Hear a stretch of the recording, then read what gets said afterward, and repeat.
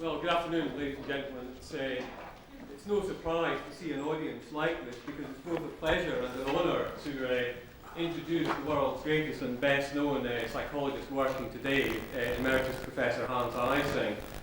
His publications not only speak for themselves, they also span 7 decades of publication, from his first paper on the structure of intelligence in 1939 to his current productive output. Although I did say to Hans about 10 minutes ago that Cyril Burke did manage 8 decades of publication, so he still has some way to go. These days everybody's keen on citations, and we know how much Professor Eysenck is cited, and I decided to look them up to give me some kind of objective basis for my comments as I introduced him. I got up to over 1,000, and then I realised that was in fact his publications that were being cited, not the citations themselves, which seem to be getting towards 7 figures these days. It's a surprise to have seen Hans Eysenck recently cast as a heretic on a television programme, when in fact everything he's championed has become sort of middle of the road and accepted. His ideas about intelligence are absolutely vindicated today. His ideas on personality, well, certainly it's N and E that lead the field in people arguing about whether there are 3, 5, 6 or 16 dimensions. His ideas about psychological therapies he brought to this country and championed behaviour therapy, possibly the most effective psychological therapy we have today. And it's interesting now to introduce him speaking on what was to me until a few years ago a new topic for Professor Eysenck. So I'd asked him to come and address us on psychosocial factors in the causation and prevention of cancer and coronary heart disease. Professor Eysenck.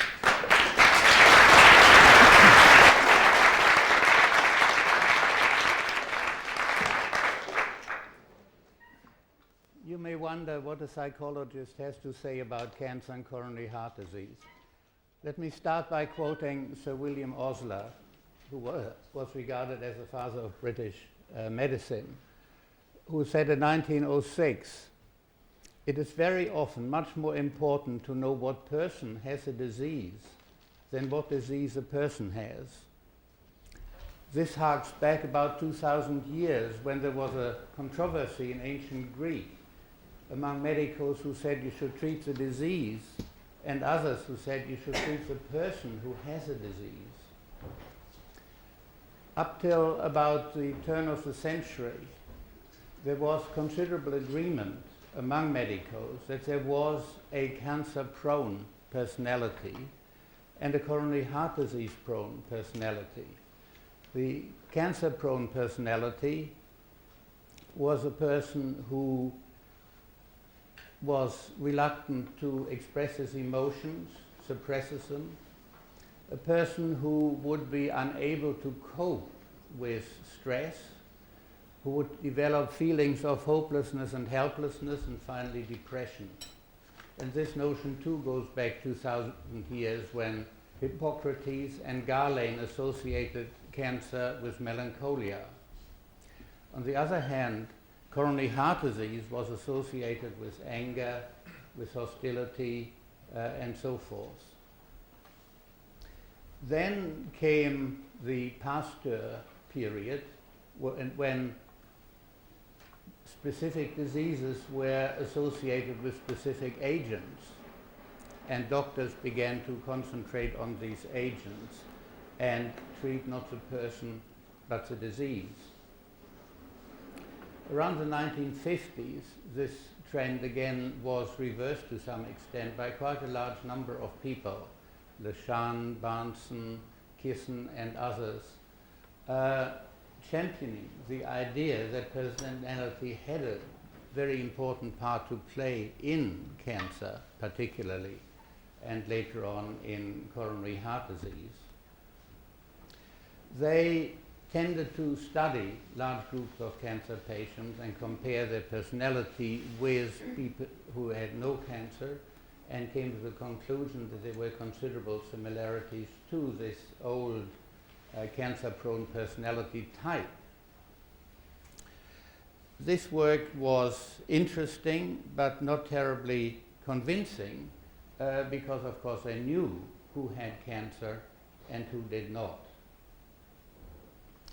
Then came Dr. David Kisson, who worked up here in Scotland as head of a chest clinic who wanted to translate these notions into something more scientific.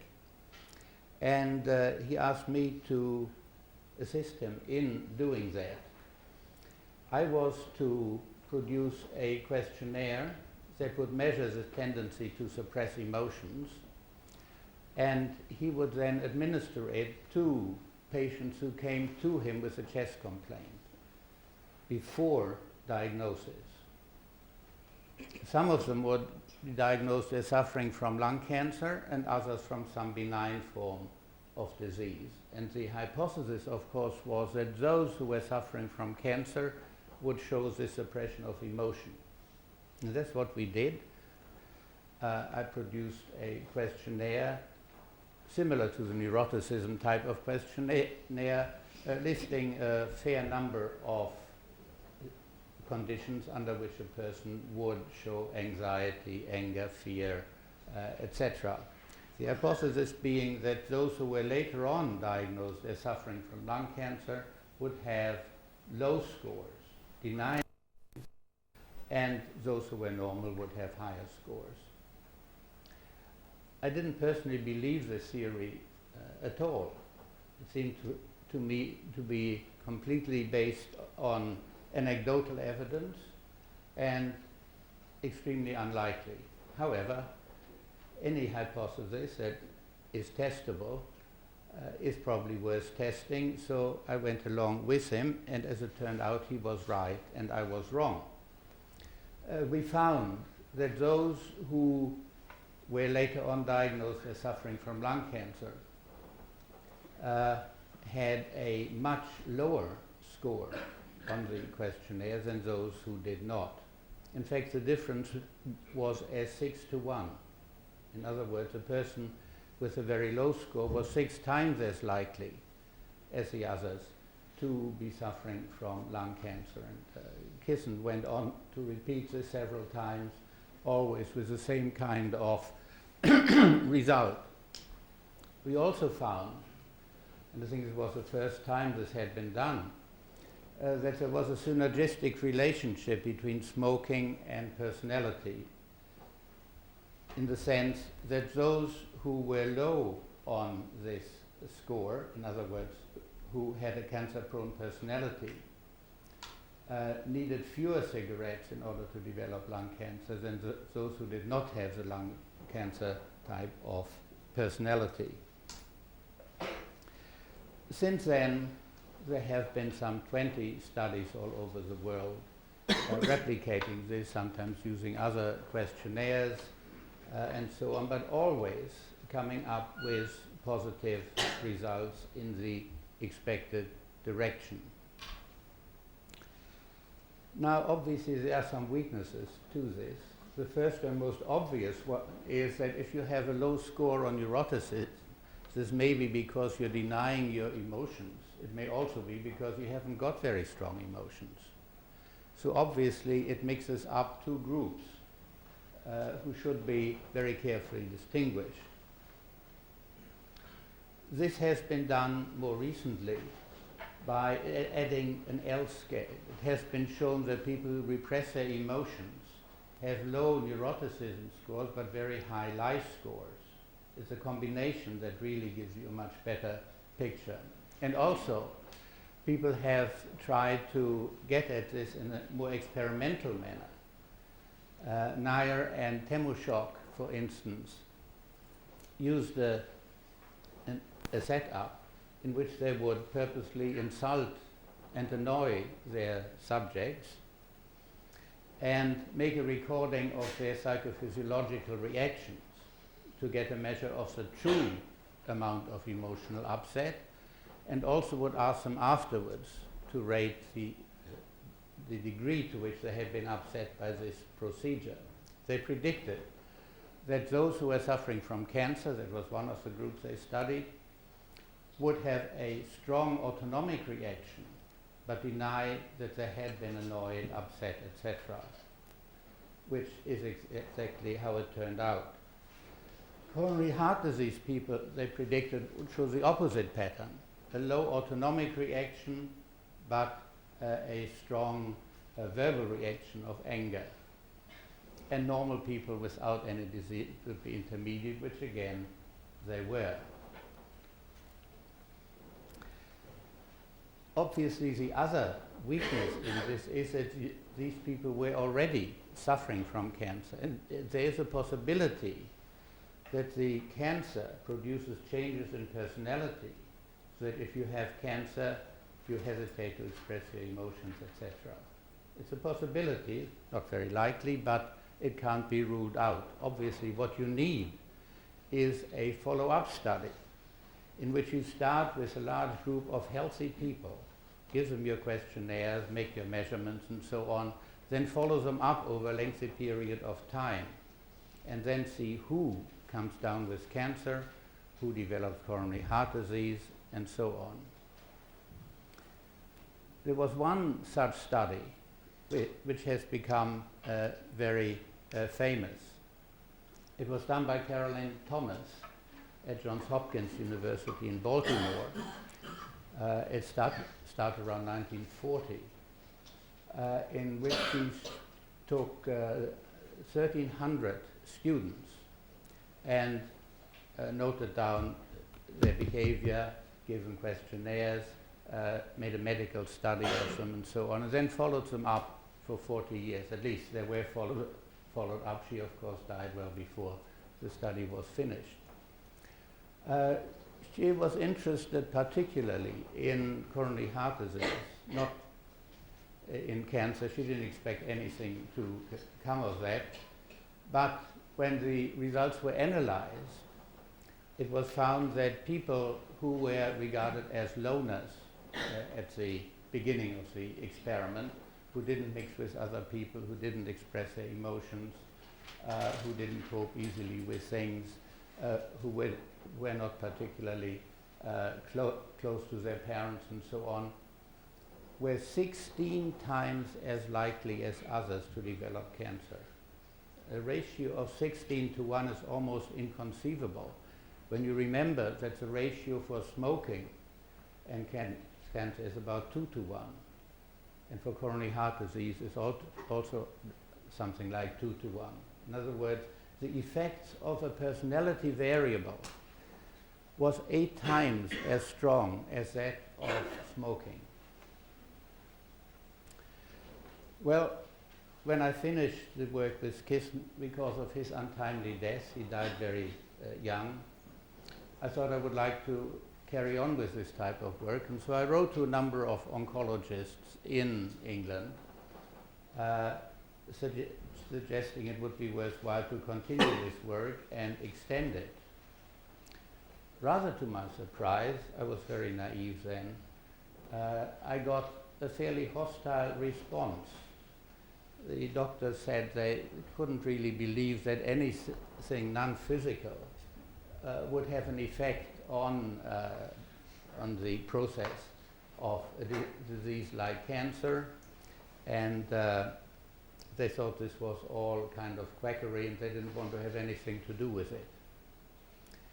So I found I couldn't carry on with it, but I had many other things to do, so I dropped it.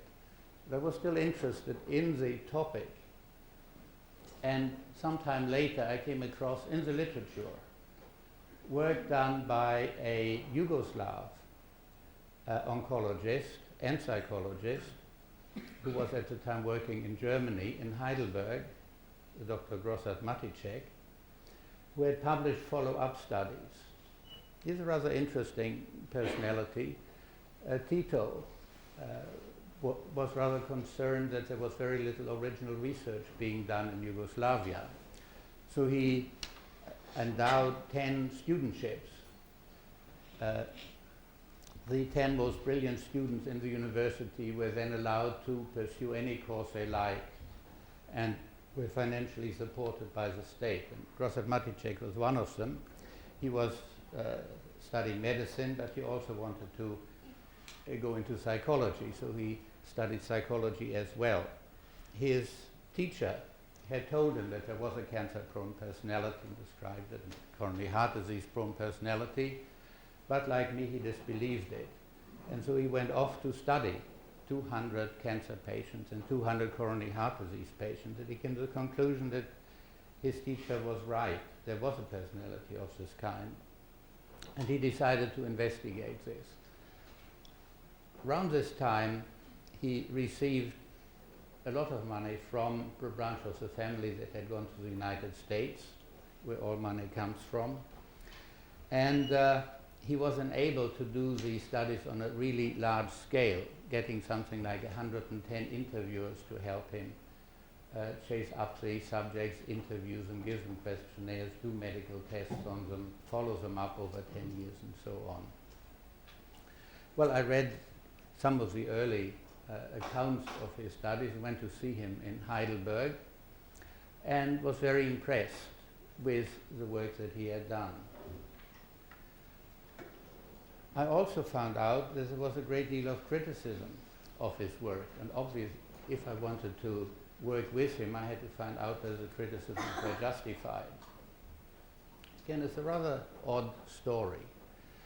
I heard, for instance, that on one occasion when he gave a talk to an oncological congress, somebody had distributed a lot of notes to all the members saying that being a Yugoslav and not being a member of a German university, he would not be allowed to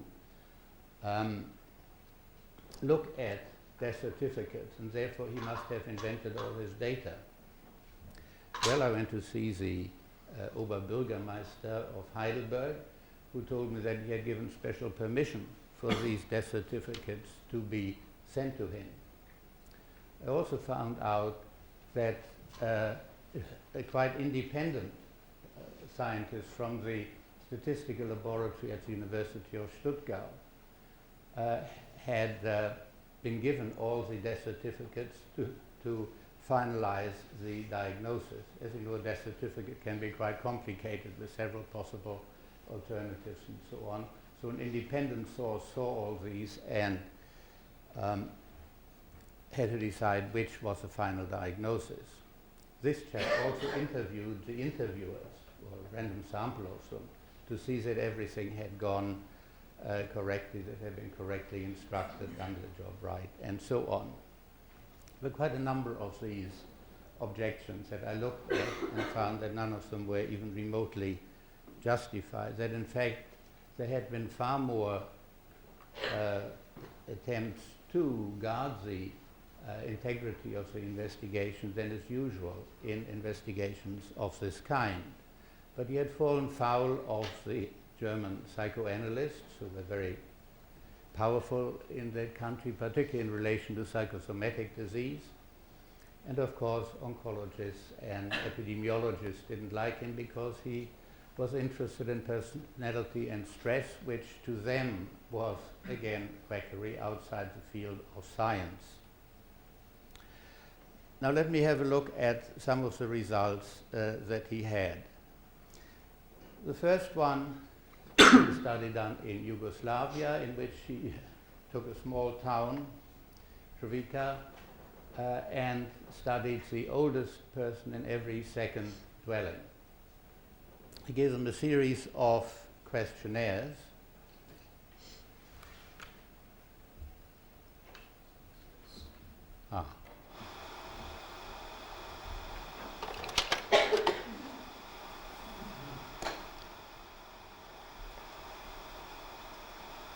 And followed them up over a period of 10 years.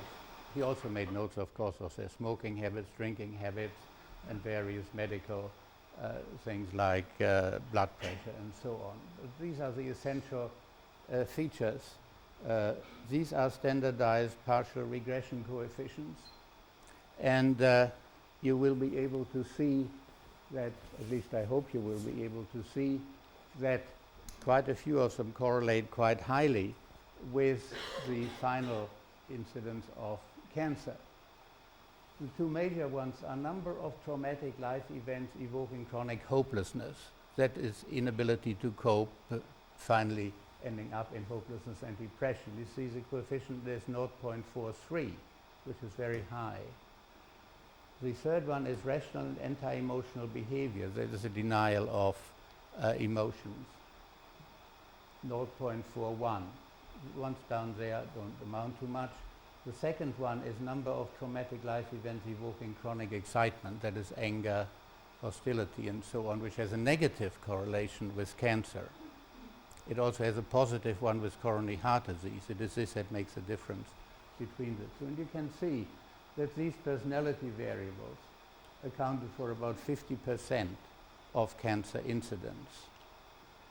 This is true whether you include or exclude smoking and other variables. Altogether, he found that personality and stress variables like these are 6 times as important as smoking and all the other physical variables that were studied.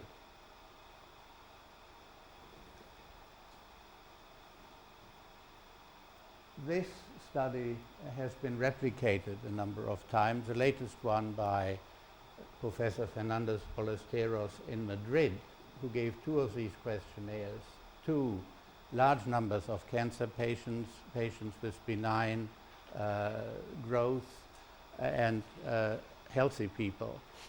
And looking at the difference between the cancer patients and those with a benign growth, she found that not only did the questionnaires differentiate, but every single item on each questionnaire gave a differentiation in the predicted direction. And altogether the difference was well over 1 standard deviation for each separately. For the 2 combined, it was almost 2 standard deviations, a very large difference indeed. Other people have also repeated this study, and there's no question that there are very marked differences in personality along these lines.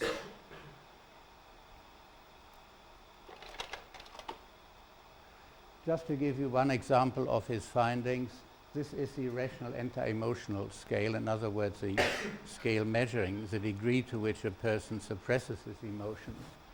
You get findings for lung cancer and other types of cancer. A high score, of course, is bad in the sense that you are anti-emotional, you're repressing your emotion. A low score is good. And you can see there's the observed and the expected number of deaths from lung cancer or other types of cancer. For low score, expected 26, for lung cancer, found none. For other cancers, expected 84, found 8. So you see that these people are protected against lung cancer or other types of cancer. High scores, on the other hand, expected 12, found 38 for lung cancer, expected 44, found 120 for other types of cancer. So quite clearly, this questionnaire predicts almost as well as in the study I mentioned to you of Thomas, predicts incidence of cancer and mortality of cancer. Now this is one way in which he tried to get at the personality. The other one was that he prepared type questionnaires. In other words, a questionnaire that would align a person with a given type, the cancer-prone type, coronary heart-prone type, a healthy type, and he had a 4th one as a kind of hysterical type that isn't much particular interest here. Each questionnaire had some 10 questions, and you were assigned the type of that questionnaire on which you had the highest score. This is not a very good statistical way of doing things, but remember, he was brought up as a doctor, and doctors are notoriously innumerate. And this is a very easy way of telling people what you're doing. So we have continued with this, although obviously some form of statistical analysis that involves the whole pattern would be very much better. Well, there were 3 studies done. The first one, this Yugoslav, again on the same people. Type 1 is the cancer-prone type, type 2 the coronary heart disease-prone type, and type 3 and 4 the relatively healthy types. And you can see that for type 1, the cancer-prone people have a much higher proportion of cancer mortality than the other types. Also, they have a low proportion of people who die of infarct or stroke. On the other hand, type 2, the coronary heart disease prone type, shows the opposite pattern. Most of them die of coronary heart disease and very few die of cancer. And the healthy personality types have very low mortality. This was replicated on 2 samples in Heidelberg. One was a random sample. There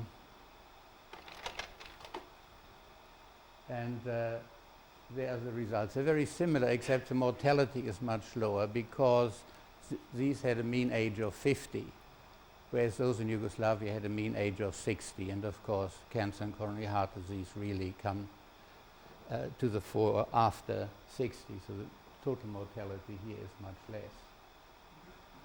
But again, type 1 dies of cancer, type 2 dies of coronary heart disease, and type 3 and 4 don't die at all. The second Heidelberg sample was made up of people who were judged to be highly stressed by their friends, their relatives, and so on. So you would expect, if stress is a very important variable in health, that these people would have a higher mortality rate. Well, this is exactly what happened. About 40% more of them die than of those who are not stressed. But again, type 1 dies of cancer, type 2 of coronary heart disease, and so on.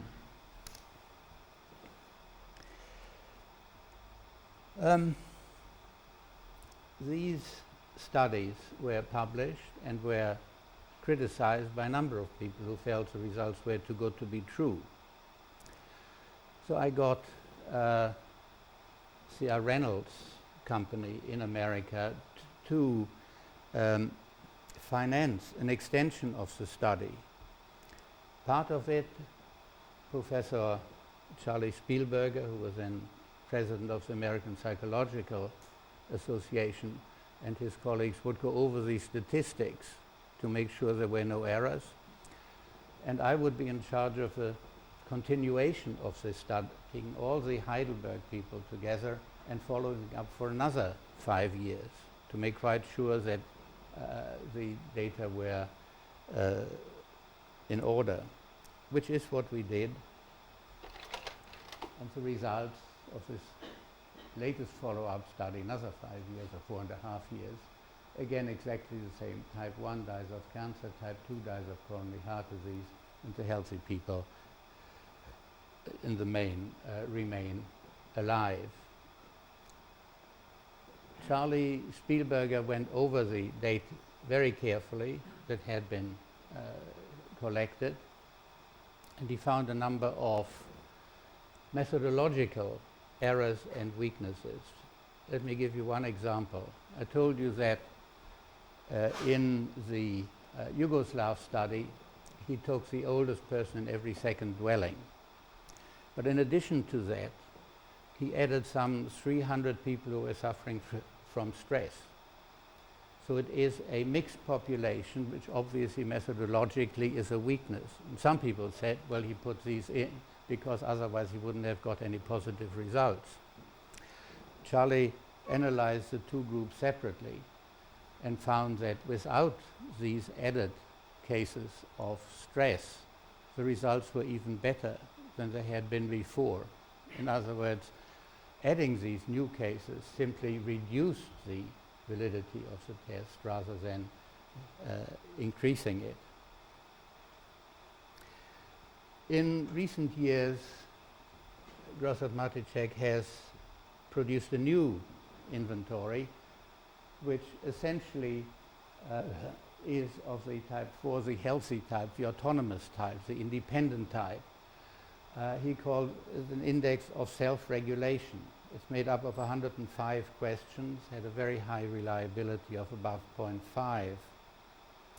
And again, he has used it to follow up various groups.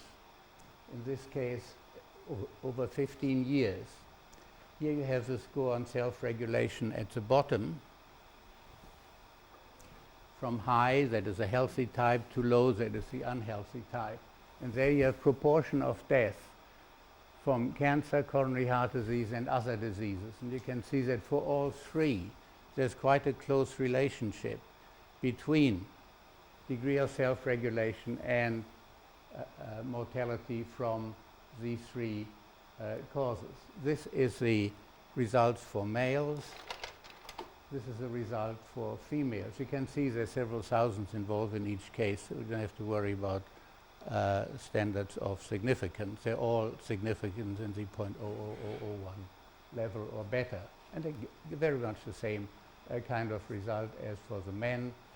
The lower your self-regulation score, the higher your probability of dying from cancer, coronary heart disease, or some other cause.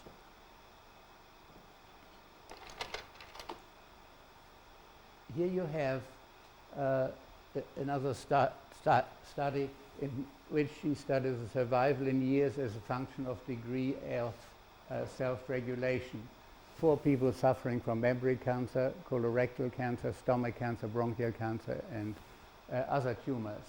There you have years of survival, 1 to 2, 3 to 5, 6 to 9, up to 18 and over. And there you have the total number. Here you have the numbers in each category. And then you have the self-regulation score. And you can see that the survival in years is positively correlated with survival. The higher your degree of self-regulation, the longer is the time of your survival for each one of these. There's no exception.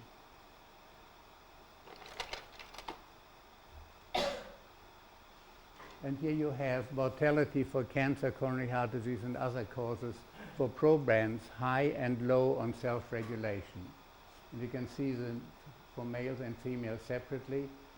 This is high, this is low on self-regulation. You can see in each case, for each of the categories, those who are low on self-regulation have a much higher degree of mortality than those who are high.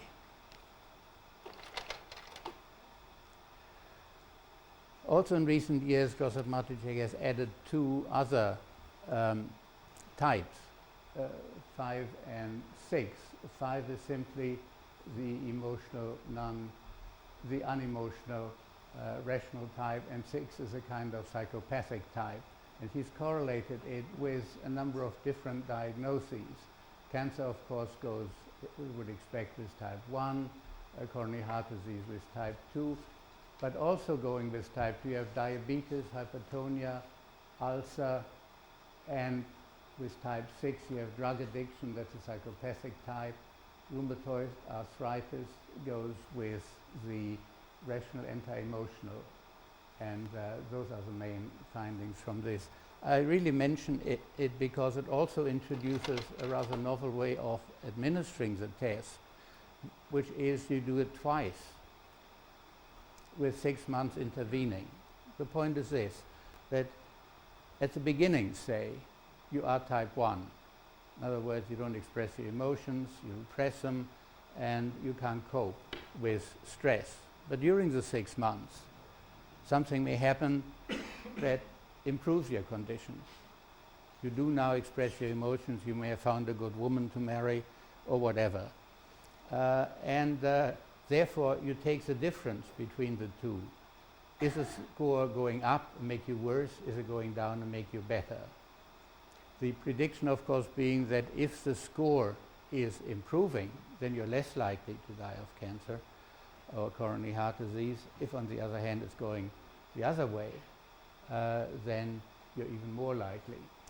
So we have the 6 types, and we have in each case an S score and a D score, meaning is it stationary or developing? Is it remaining where it was, or is it improving? There you have the number of deaths, and you will see that in each case, if your score improves, then you're less likely to die of cancer and coronary heart disease than if your score remains where it was before.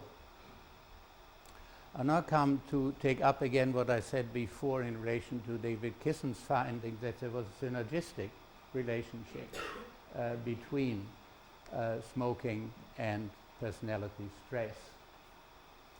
Here you have a number of cigarettes smoked on average per day, and there you have percentage died of lung cancer. And we subdivide each group into those who are suffering from stress, in other words, who are of type 1, and no stress people are not of type 1. And you can see there's a very strong interaction between the two. To simply grade people according to the number of cigarettes they smoke is meaningless unless you also take into account whether they're suffering from stress or not, because suffering stress more than doubles the mortality rate. The same is true of the next slide, which shows the importance of genetic factors, number of close relatives, that is parents and grandparents, dying of lung cancer. And again, you can see it interacts with stress. Genetic factors are much more important when you're also stressed than when you're not stressed. Now let me give you a closer indication of exactly what is happening in this interaction. We subdivide the total group into 4. Those who are not smoking and those who are smoking. Those who are not suffering from stress and those who are suffering from stress. Again, this all deals with lung cancer. So stress means being of type 1. No stress means not being of type 1. There is a percentage of people in each of the 4 resulting groups dying of lung cancer 10 years later. Okay, now, this is the background group. No stress, no smoking, only 0.35% die of lung cancer. In other words, hardly anybody. If you now look at those who smoke, you get 0.80. So that is the effect of smoking, which amounts to 0.45%. Across there you have the non-smoking group, no stress and stress. Stress is 2.89%, so the difference, the stress effect, is 2.54%, which is about 5 times as high as the smoking effect. But if you add the two together, you have smoking and stress, you get 15.56%, which is much, much more than if you simply add this effect and this effect.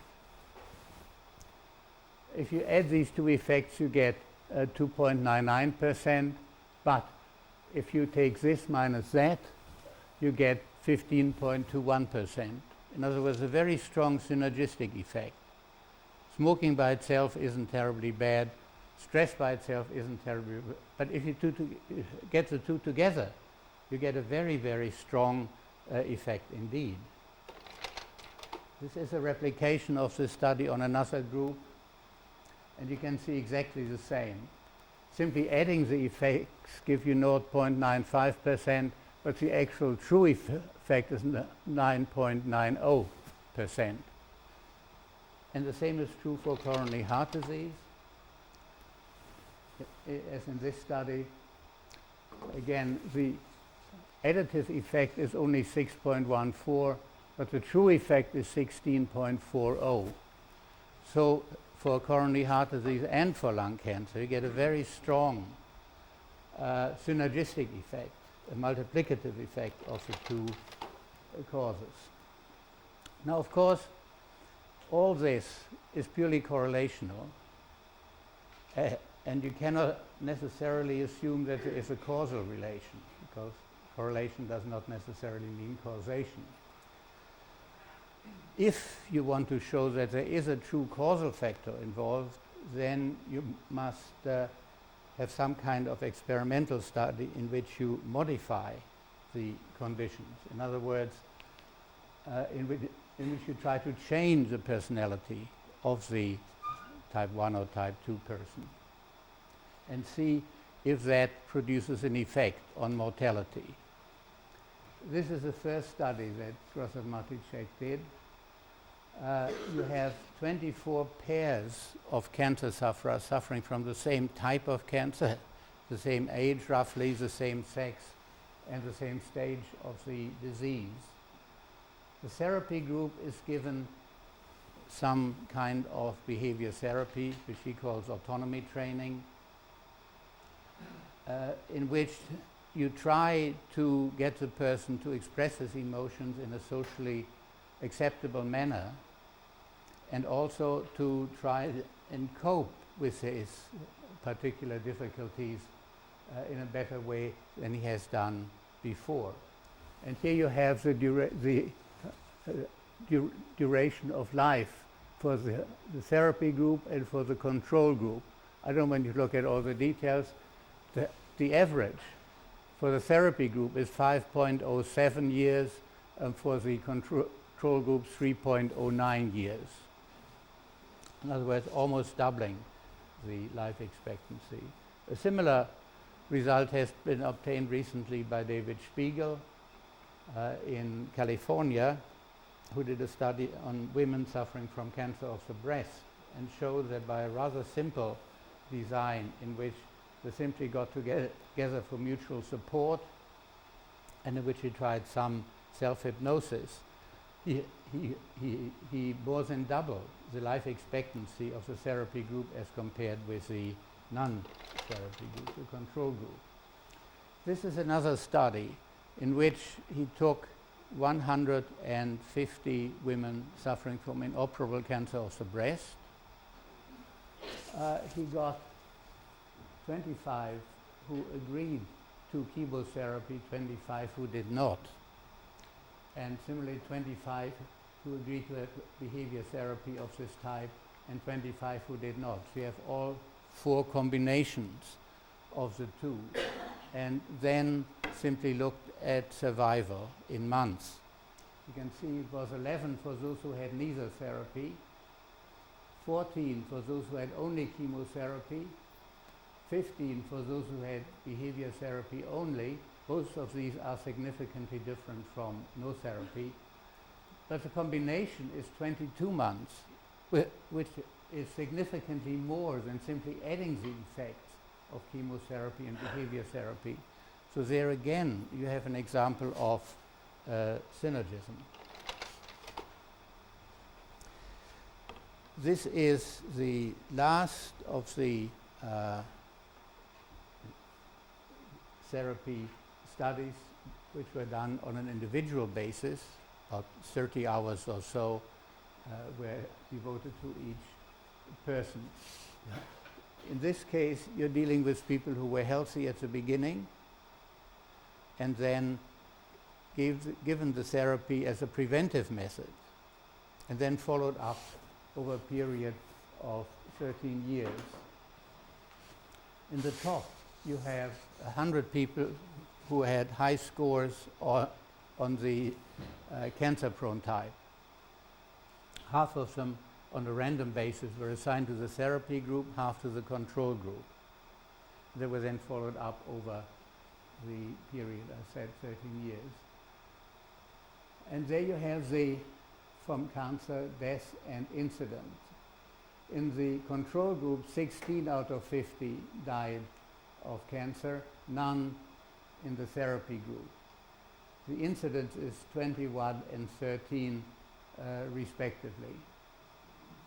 The same kind of thing was done with another group of coronary heart disease prone people. Of those, there were two groups of 46, again assigned to control or therapy group on a random basis. And again, you have death from cancer, 16 in the control group, 3 in the therapy group, and incidence 43 in the control group, 20 in the control group, 11 in the therapy group. So quite obviously, the method has a very high value as in the way of preventing cancer and in preventing coronary heart disease, although of course not forever. You do see the incidence, which is reduced for the therapy group in both cases, but it is not eliminated completely. Some of them do contract cancer or coronary heart disease, but less so than the control group.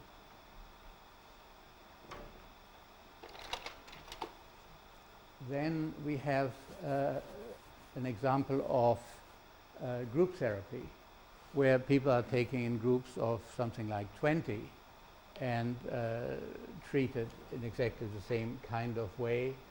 The total duration differs from group to group because it is left to the people themselves to say when they want to finish. So some groups only meet a few times, others meet a lot more.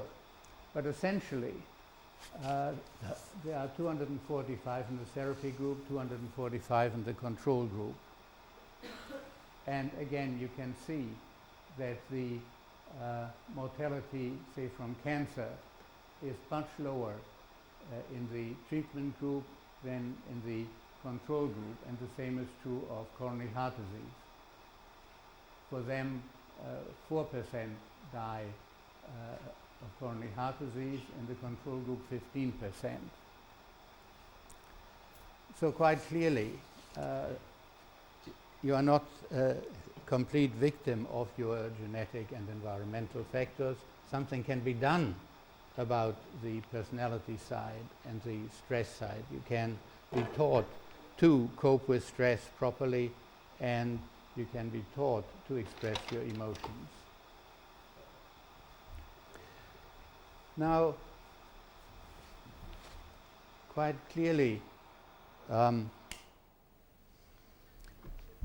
it seemed at first sight very odd, because we are brought up in a Cartesian kind of framework where we believe that mind and matter are two entirely different things, that anything that happens mentally should possibly influence such a very important physical thing like cancer. Fortunately, there is good evidence to show how this is in fact done. It is well known that depression, which is the end effect of this inability to cope, is related to the level of cortisol. And it is also well known that cortisol has a destructive effect on the immune system. So you have a very obvious chain of events. A person encounters a stressful situation, he is unable to cope with it, he develops feelings of hopelessness and helplessness. Finally, this results in depression. Depression produces a large amount of cortisol. Cortisol destroys part of the immune system and thus allows the cancers that are growing in everybody's body all the time to develop and, in fact, metastasize and kill him finally. There are literally dozens of experimental studies looking at each part of this sequence. You can show that if you impose a stress on students, such as giving them an examination, their cortisol level goes up and goes down again after the examination, particularly if they pass. You can show that if a person is suffering from stress and has a high cortisol level, it can be lowered by suitable therapy, and so on. So there is good reason to assume that there is a valid chain, physical chain, biological chain between the mental event and the physical event. Obviously, you would want to carry out sometime a proper study combining these two things. On the one hand, a type of study done by Grosset-Maticek, on the other, checks on the effect of the immune system, cortisol level, ACTH, and so on. This has not been done. It is obviously the next step, I think, in the research, but it's a very expensive kind of thing to do. And unfortunately, the medical fraternity has never offered to support work along these lines.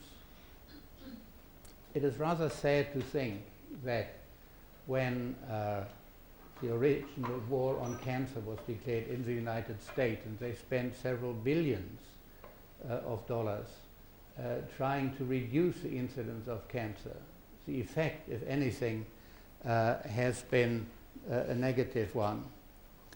The death rate from cancer from 1975, when this war on cancer was introduced, to 1990, there has been an increase in deaths from cancer by 7% when corrected for population variables and so on. In other words, it has been completely unsuccessful. A lot of money has been thrown on it without any result whatsoever. Whereas if a similar amount had been devoted to proper research into the relationship between body and mind and the ways in which you can actually prevent cancer or prolong life, I think the outcome would have been very much more positive. Maybe in due course, even the medical profession will realize that a simple reliance on such simplified notions as smoking causes cancer, and if you stop smoking, we'll stop the cancer, is simply not justified by the effects as we know them. Thank you.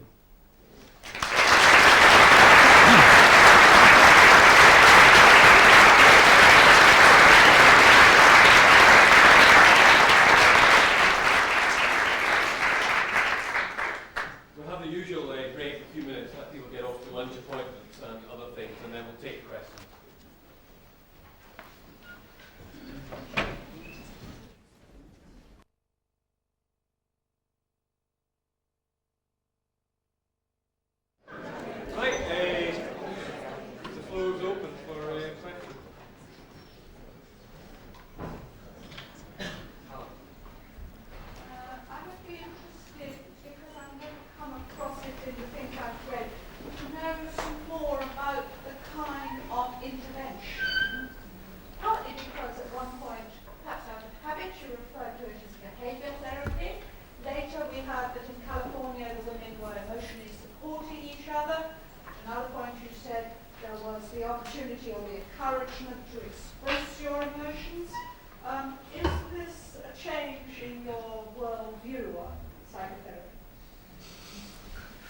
I'm not sure I have a worldview, Hella, but essentially I don't like to dwell on it too much because I don't know the answer. The question really is it the particular type of therapy you do that has the effect? Is it a particular kind of person? You see, Grossard Maticek is a very charismatic sort of person. You can see anybody who is weak and suffering and so on, saying, well, there's a holy man appeared. And it may be that this by itself is the effective factor. In some cases, he has got some of his students to do the therapy, and it was effective, but not quite as effective as his. On the other hand, you have David Spiegel's study, who used quite a different method that has no relationship at all to it, which seems to have been just as effective. So at the moment, we simply have no idea. Of course, Ronald himself is quite sure that it's his method that is doing the job, and I suppose David is too. But I just don't know. There simply is no evidence to say what is the effective ingredient. There's some evidence to show that the improvement in the likelihood of not dying from cancer and coronary heart disease is closely associated with a fall in the scores on type 1 and type 2, suggesting that they are related, but it's only a suggestion, it doesn't prove it, of course. So that's another variable that I think ought to be investigated. Is the effect of the person or the method? Are there other methods that might be just as effective? We just have no idea. I mean, we're right at the beginning of research into this whole field. Other people have claimed very great successes. For instance, Simonton, who gets his patients who are suffering from cancer to imagine the little leukocytes racing through the bloodstream and killing the cancer cells and so on, and he claims very good successes too. So we just have no idea. So I know what can be done with neurosis, and I'm sure that behavior therapy is the most appropriate method for that. Whether it is in this case, I don't know. I imagine it is so, but I couldn't honestly say that there's any real evidence that it's better than any other method.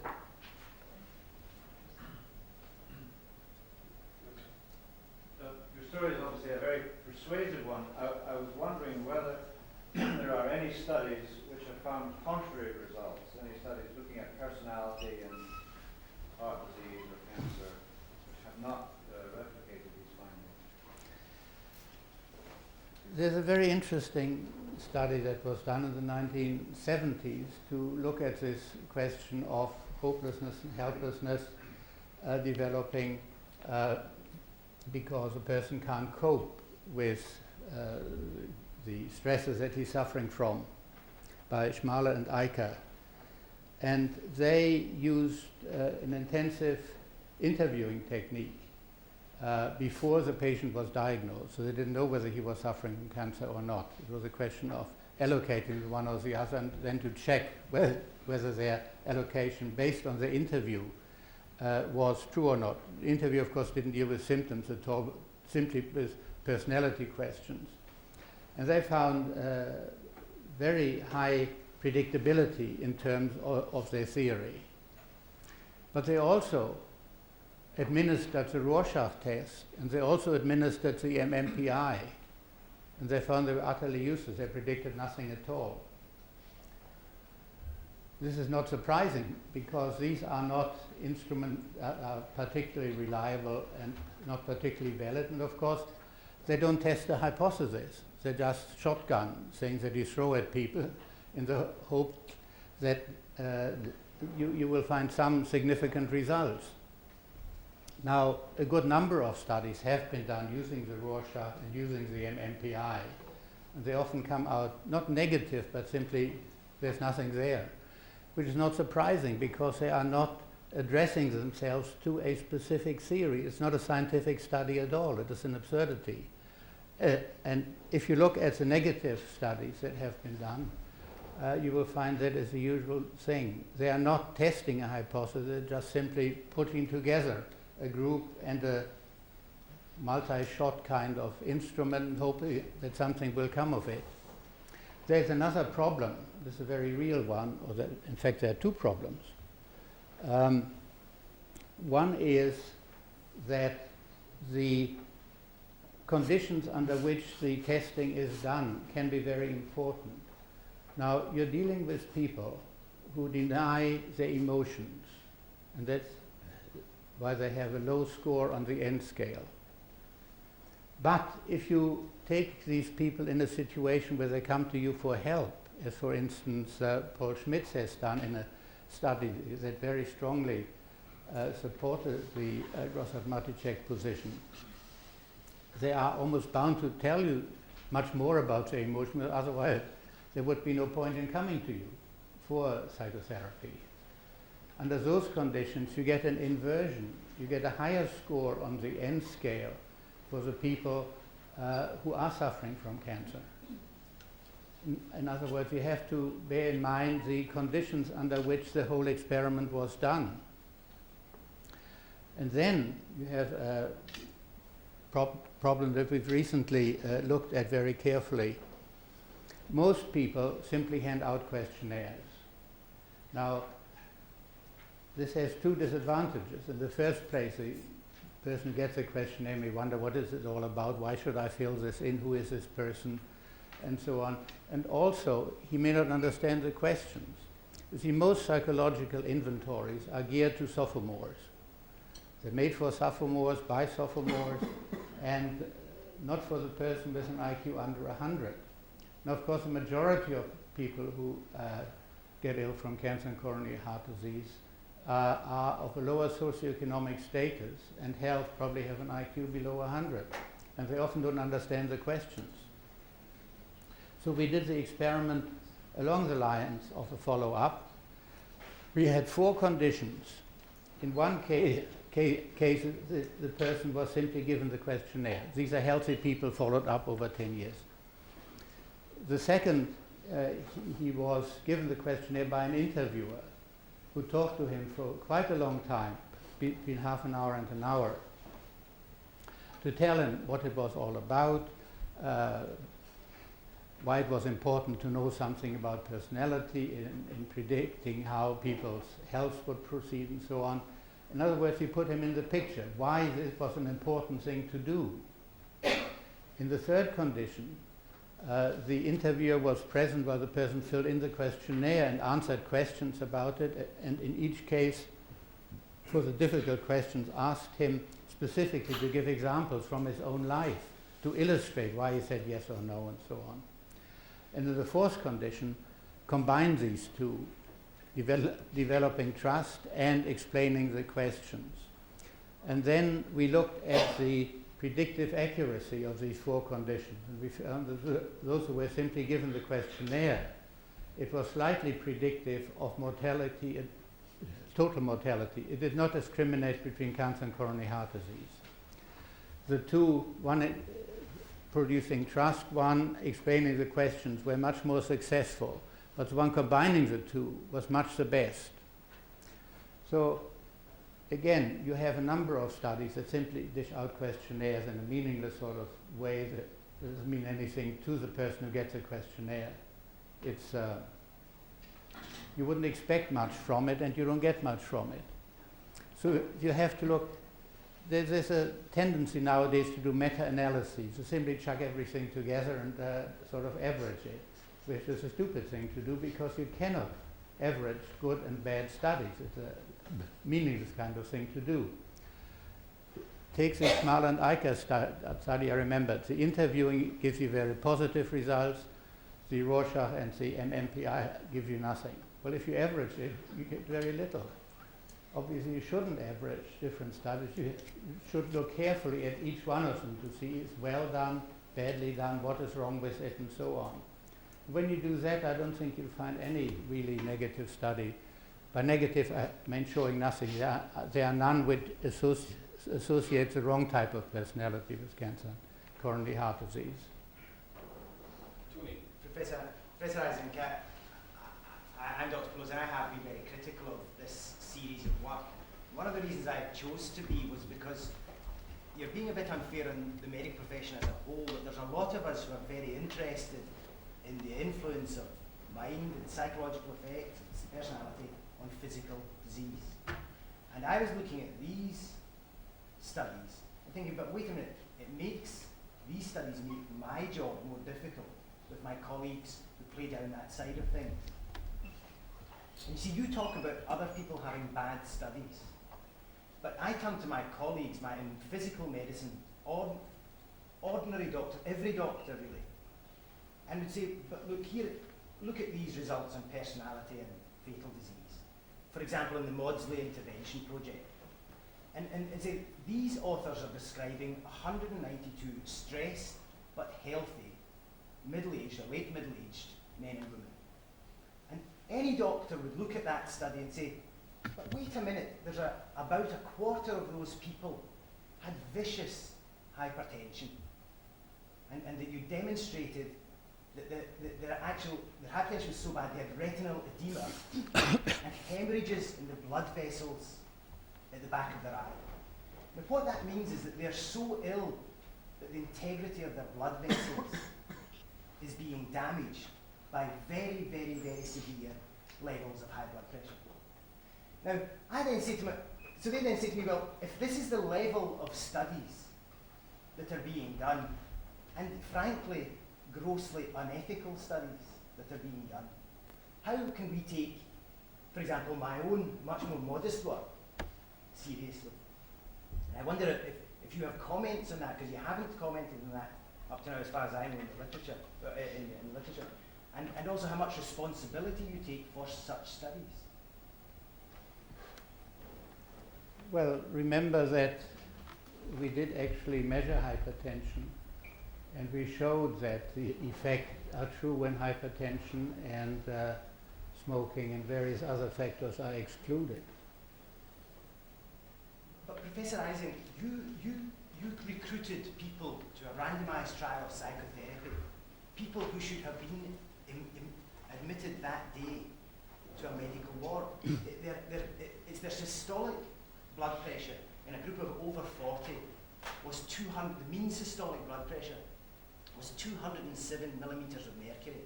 And that group of 40 had what's called type 3 hypertensive changes in the retina. Very dangerous signs of severe physical disease.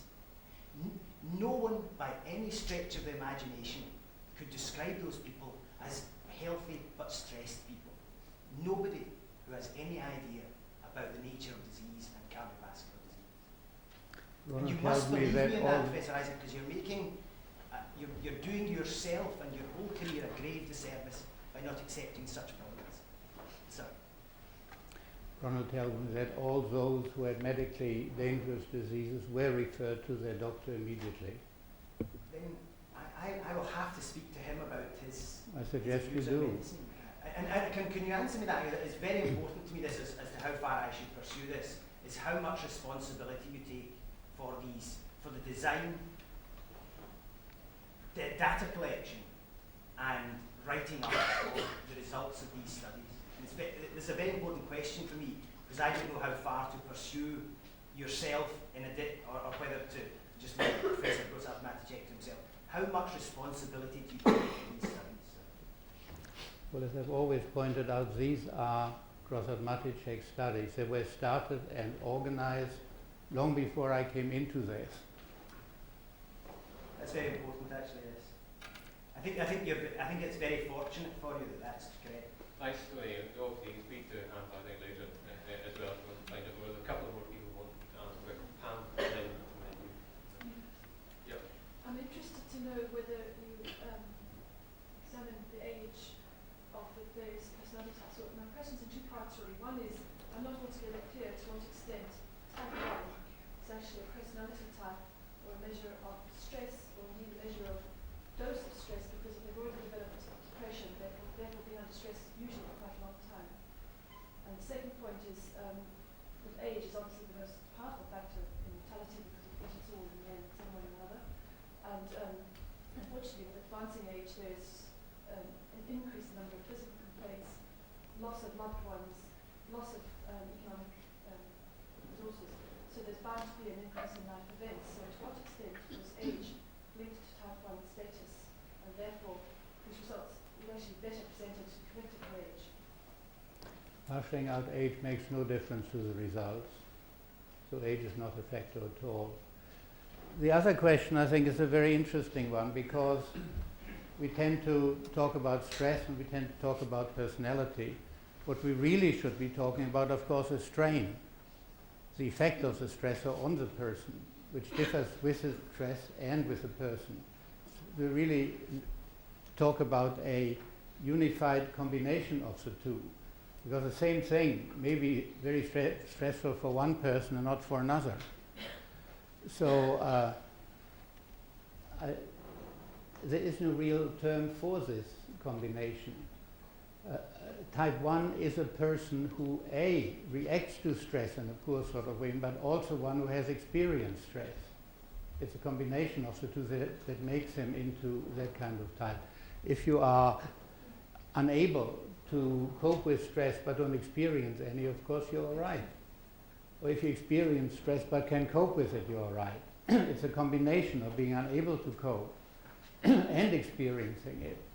That is a crucial element that makes you a high scorer on type 1. I think it's of fundamental importance to developing theories of treatment and mechanisms of onset of cancers. I mean, I think the question must be developed to distinguish between type and load, strain, as you put it. But it's impossible. You cannot quantify stress as such because it is coming from the outside. For some people, speaking in front of an audience is a great stress. I rather like it. So you cannot quantify it as a stressor. For some people, it's absolutely a disaster to lose their wife. Other people enjoy it. There's no way in which you can get a sort of questionnaire listing possible causes of stress. You also have to indicate in each case how it affects you personally. And that means you've got to combine the stressor and the personality experience of stress and talk about the strain, which is a very difficult thing to do. Therefore, we try to combine them in these questionnaires.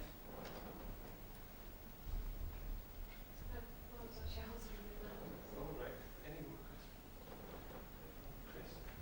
As something of an expert myself, I'm rather intrigued to know what my chances are. On the radio yesterday, somebody said that smokers still have 8 times the chance of non-smokers of dying of cancer, and you're going to tell me what my chances are with some great precision. And I'm trying to get clear in my head, what is it that is being measured here in your questionnaires? And you talked about the neuroticism questionnaire, the self-regulation measure that you have, and you also have some other indices in mind that you've occasionally used. And what I suppose I'd be glad to know if you can do this, divulge one or two of the questions, is to tell us how you would tell that that I am repressing my emotions too much, which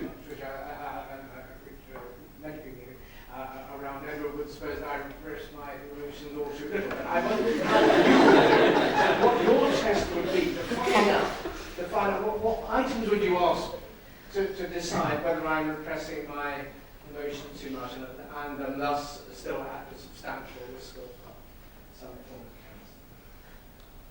Well, let me start with the question about smoking.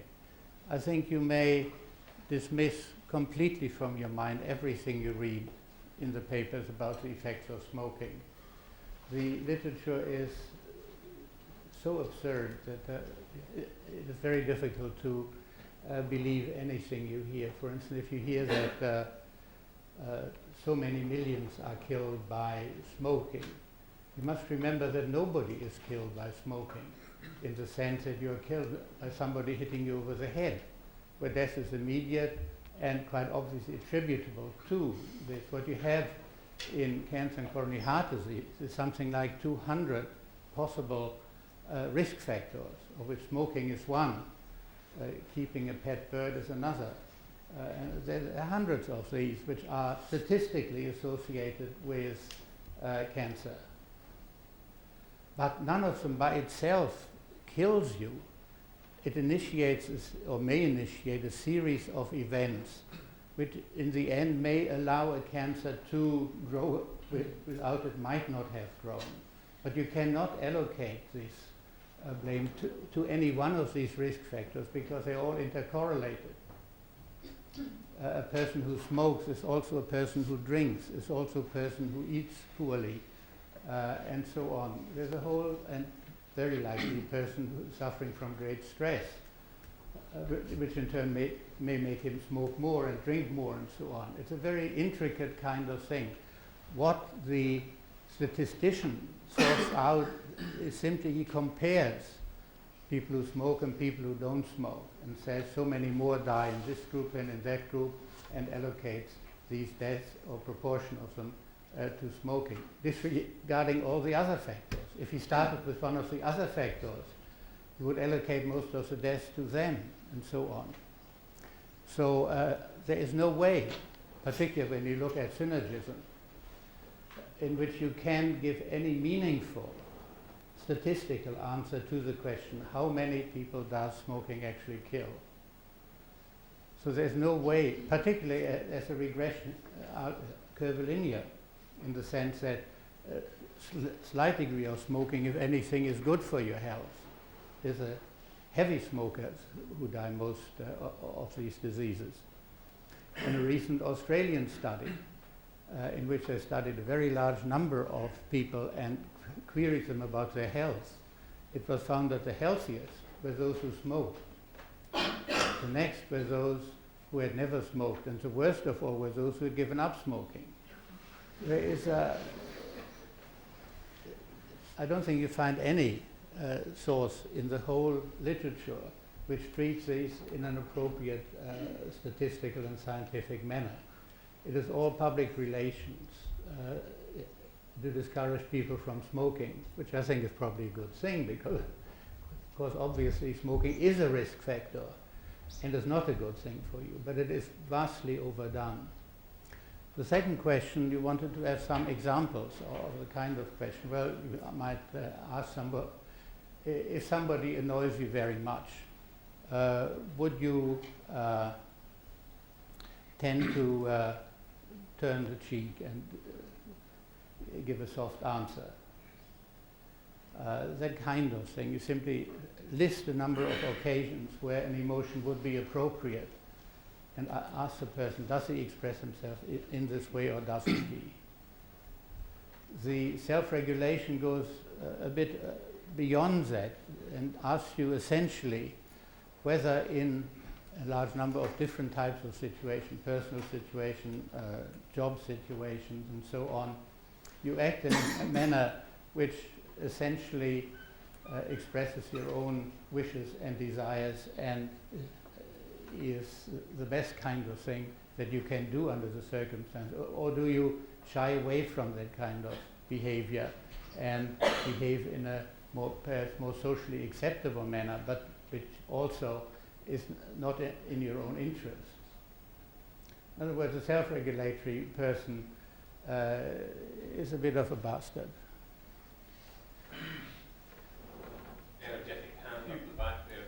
You keep saying that people in medicine and epidemiology are critical of your work or in fact largely ignore it. And so I'll tell you as a medical epidemiologist why that is.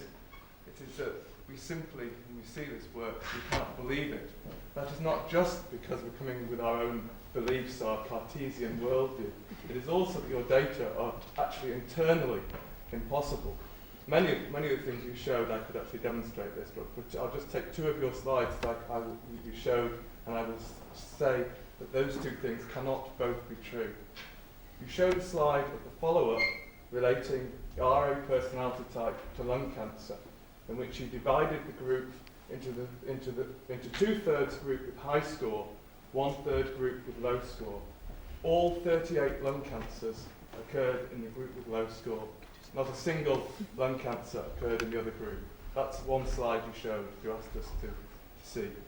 Secondly, you showed a slide which quite rightly pointed out that there is change in these things over time. You showed that over 6 months later, some of the people who had higher scores now had low scores. Some people who had low scores had high scores. If you followed people up for a year, there would have been even more change. For 5 years, even more change.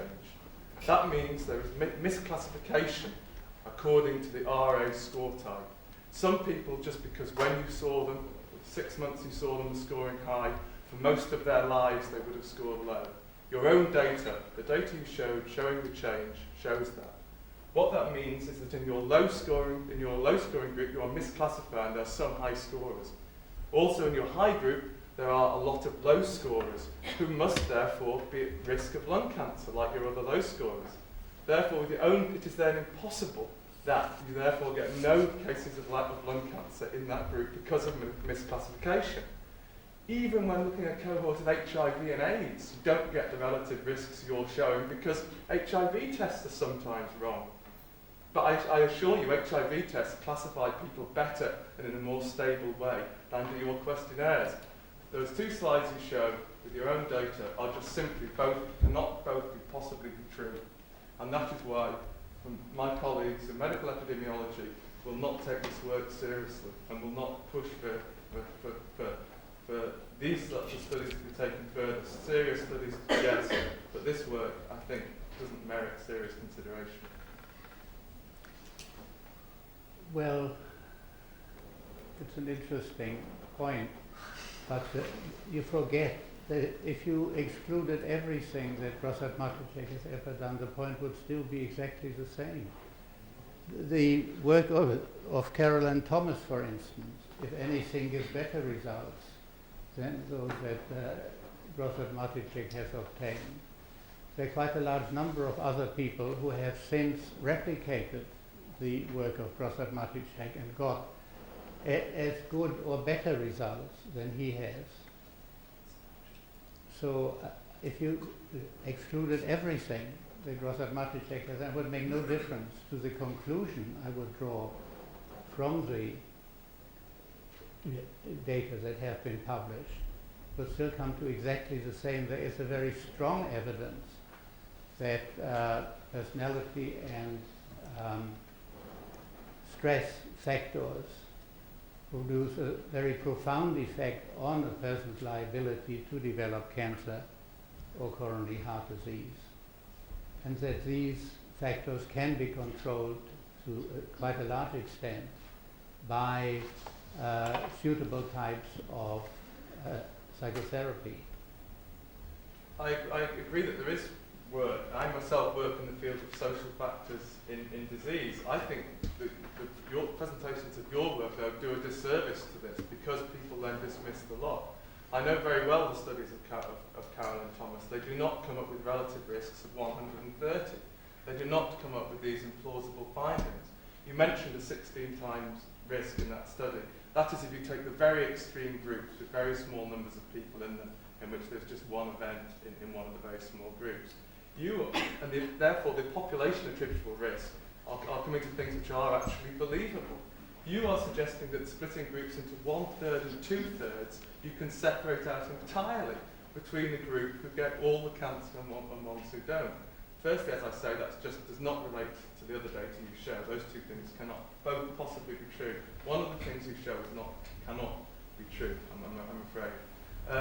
You're coming up with absolutely implausible suggestions, and people are therefore ditching what I think is good work and work that should be taken forward on social and psychological factors in disease on the basis of saying, look at this stuff, this is just simply impossible to be true. This is internally inconsistent and cannot be true by any standards of epidemiological criteria of methodology and statistical validity. This is impossible. I think that's a very clear point. I decided before that I knew it would be a long discussion. I was going to draw the line under this at 25 past because we have to be somewhere at 1/2 past.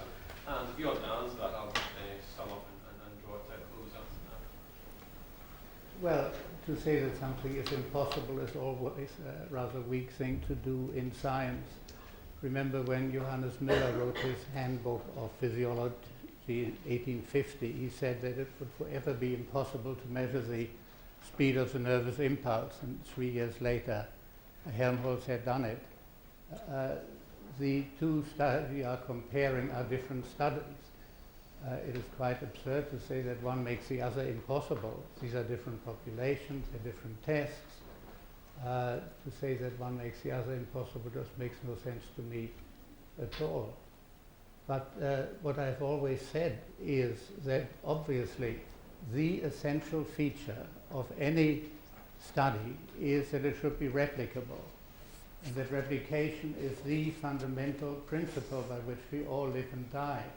Now, there have been at least a dozen studies replicating important aspects of the Grosart-Maticek work, and they have all been highly successful. The study I just mentioned of Fernandez-Ballesteros, for instance, gave a much greater differentiation between cancer patients and non-cancer patients than any that Grosart-Maticek has ever claimed. Similarly, a German study by Paul Schmitz showed a practically 100% agreement between the questionnaire and the diagnosis of cancer.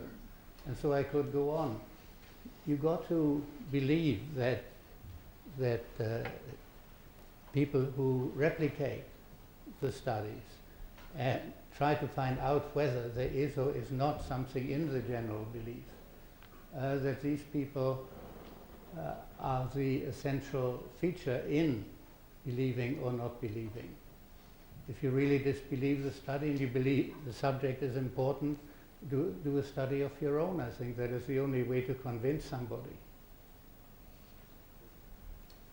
Well, Hans, just a few words before we go. We've had many elements of a superb meeting today. Those of us who lecture here in 9th and 10th week will know that this is a surprising number of people to see in F21. And a good reason for that. A brilliantly fluent talk with very, very strong, if not eyebrow-raising data we've heard from Hans. Data that are being largely ignored adds another element to it. We also have Hans surprising us in 2 ways today. As Hala says, advocating insight-oriented therapy, it's one surprise. And a man who's defended 3 dimensions of personality for decades, suddenly presenting 6 types is perhaps the biggest surprise of all. So, and also lastly, I should say too, the very high quality questioning and answering was very, very entertaining and enjoyable too. Hans, thanks for being the catalyst in all of this. Thank you very much.